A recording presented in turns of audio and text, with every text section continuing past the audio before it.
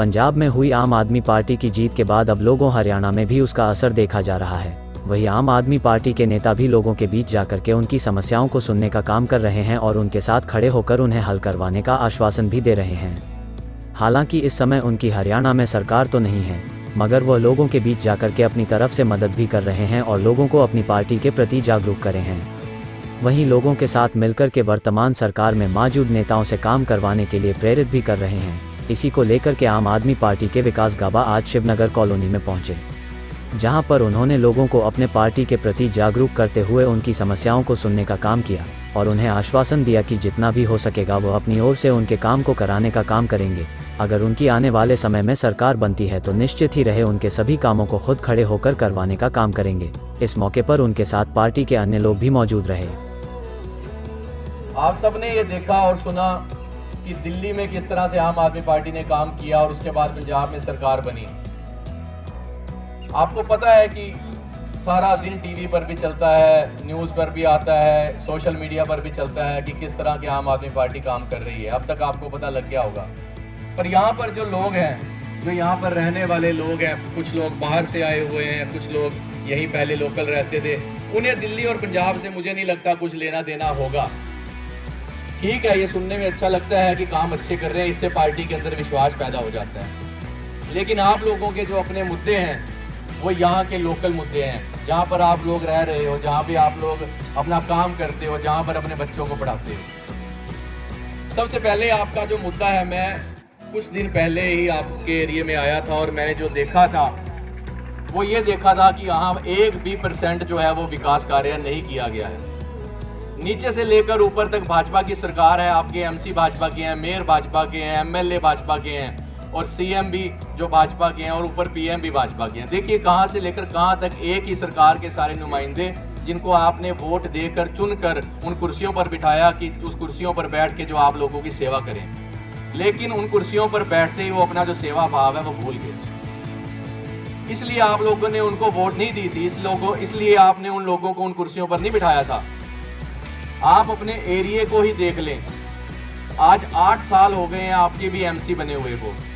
जब हम आपके एरिया में आए और आपके एरिया की आवाज़ उठाना शुरू की, उसके बाद हमारे आपके लोकल जो यहाँ के वार्ड के MC हैं उनसे कितनी बार ही बात हुई है। एक बार राम कुमार जी हम आपके एरिया में भी आए थे, जब आप बारिशों के दिन थे और पानी इकट्ठा था, वहाँ पर हमने देखा पानी में इतने मच्छर हैं, लोगों को पानी से गुजर कर ही जाना पड़ता है अपने काम से जहाँ जाना है, बच्चों को जाना पड़ता है स्कूल तो पानी से गुजर कर जाना पड़ता है। बीमारियों को पैदा करने वाले ये जो वाक़या है छोटे छोटे, इनको आपके MC को यहाँ लगता होगा कि ये तो चलो पानी इकट्ठा है, 2 दिन में धूप निकलेगी सूख जाएगा, क्या करेंगे इसका करके। लेकिन उनको ये नॉलेज नहीं है कि ये पानी जो इकट्ठा है गंदा, इसके अंदर जो मच्छर पनप रहे हैं वो आपके बच्चों को और उनके भविष्य को जो कमज़ोर कर रहे हैं।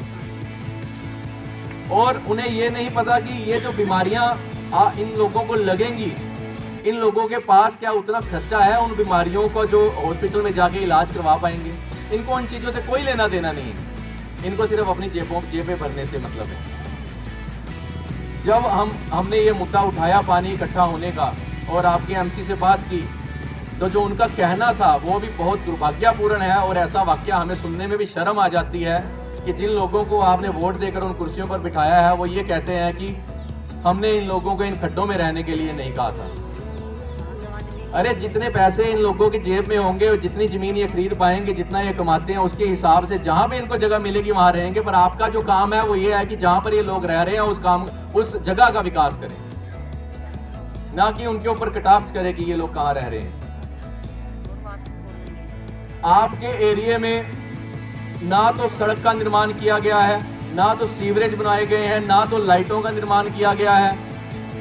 किसी तरह का भी विकास कार्य तो दूर है करना। अब ये एक नया मुद्दा हमें सुनने में आया कि आपके एरिया में नशा बढ़ रहा है। नशा बढ़ने से, क्योंकि जिसको नशा चाहिए उसको पैसे भी चाहिए, और उसको जब पैसे घर से नहीं मिलेंगे वो चोरियां करेगा, लोगों की जेबें कतरा करेगा। तो ये हालात आपके एरिया में हो गए हैं। मैं चाहता हूं आपके एरिया से, आपके मोहल्ले से, आपके पूरे वार्ड से और हमारे पूरे शहर से ये जो नशा है ये सबसे पहले कम होना चाहिए। इसके लिए हमें और आप सब लोगों को इकट्ठे होकर आवाज उठानी है। नशा अभी को और आपके आने वाले जो बच्चे हैं उनके आने वाले भविष्यों को ही खत्म कर देगा।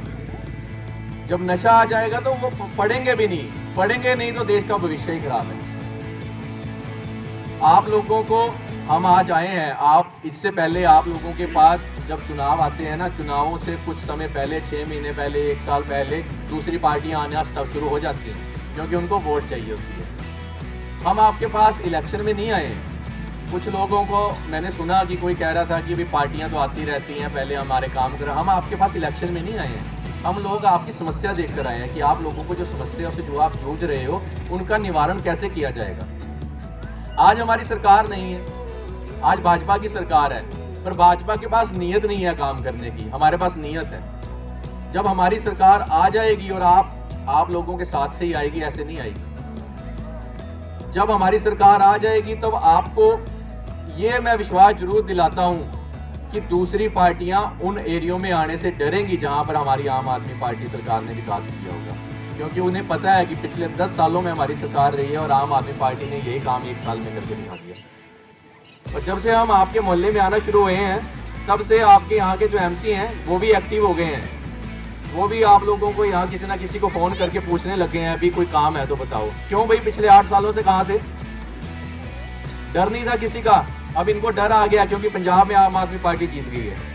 अब इनको लगता है पंजाब में तो जीत गई है, हरियाणा में भी ना जीत जाए। छोटे छोटे गली गली मोहल्लों में जो हमारी सरकार, हमारी जो पार्टी के सदस्य हैं वो जाने लग गए हैं, समस्याएं सुनने लग गए हैं। कोई पार्टी बहुत ही मेहनत की है इन्होंने आगे बढ़ने के लिए, बहुत संघर्ष किया आगे बढ़ने के लिए।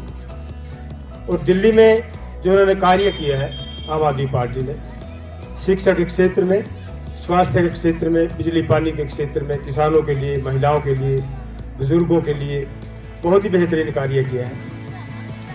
स्वास्थ्य के क्षेत्र में वो बेहतरीन कार्य इन्होंने किया है कि आज दुनिया भर के जो लोग हैं वो उसे देखने के लिए आते हैं। दूसरे देशों के जो राष्ट्राध्यक्ष हैं वो देखने के लिए आते हैं। शिक्षा के क्षेत्र में ऐसा काम किया है, जो सरकारी स्कूल थे वो ऐसे बनाए हैं जैसा 5 स्टार होटल होता है। उसमें स्विमिंग पूल तक है, घुड़सवारी तक सिखाई जाती है और शिक्षा, गुणवत्ता से भरपूर शिक्षा वहाँ पे दी जाती है। और जो रिजल्ट है वो CBSE पैटर्न से 98 पॉइंट समथिंग वो रिजल्ट आया, बहुत ही बेहतरीन रिजल्ट आया CBSE पैटर्न से। और दुनिया भर के राष्ट्राध्यक्ष इनके स्कूलों को देखने के लिए आए। पहले बान की मून जी जो कि यूनाइटेड नेशन ऑर्गेनाइजेशन के सेक्रेटरी जनरल थे उस वक्त के, वो देखने के लिए आए थे। नॉर्वे के प्रधानमंत्री देखने के लिए आए हैं, ऑस्ट्रेलिया के प्रधानमंत्री देखने के लिए आए हैं। और अभी पिछले साल की बात है जब ट्रम्प, नमस्ते ट्रम्प करके मोदी जी ने बुलाया था ट्रम्प साहब को, अमेरिका के राष्ट्रपति को, तो वो दिल्ली के स्कूलों को उनकी जो धर्मपत्नी थी वो देखने के लिए आए हैं। मेरा मकसद ये है कहने का, हमने शिक्षा और स्वास्थ्य के क्षेत्र में एक बेहतरीन उपलब्धि हासिल की है।